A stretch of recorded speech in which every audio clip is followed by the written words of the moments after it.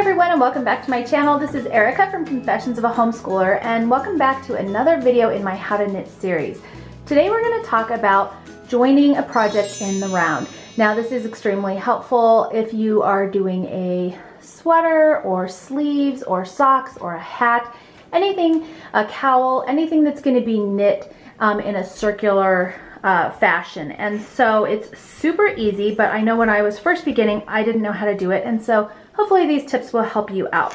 Now I have cast on a number of stitches for a hat that I'm getting ready to work on, and now I want to join it in the round. Now I am using circular knitting needles. That means there is this flexible cord here in between and then a pointed knitting needle on either end. These are called circular knitting needles. These are typically what you're going to want to use to knit in the round, but you can also use double pointed needles as well.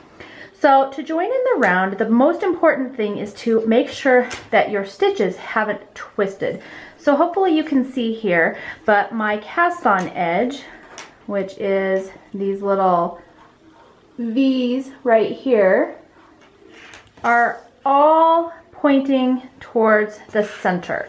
And that means that when I go to join them in the round, they won't be twisted.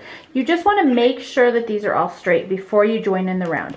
You don't want something like this where you've got all your stitches in the middle and then suddenly they're over here on the outside.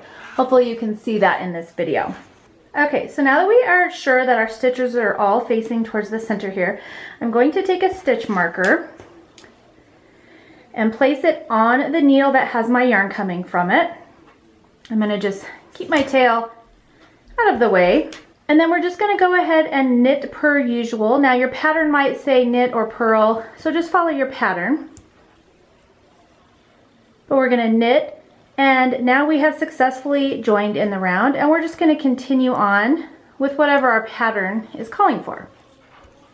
My pattern is calling for 3 knits and 2 purls.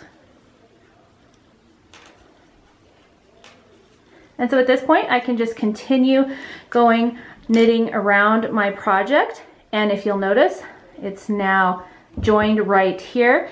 This different colored stitch marker signifies the beginning of a round, so when I make it all the way back around to the purple stitch marker, I know I've done one full round of knitting, and I can just continue on with my pattern. But that's all there is to it, to joining in the round.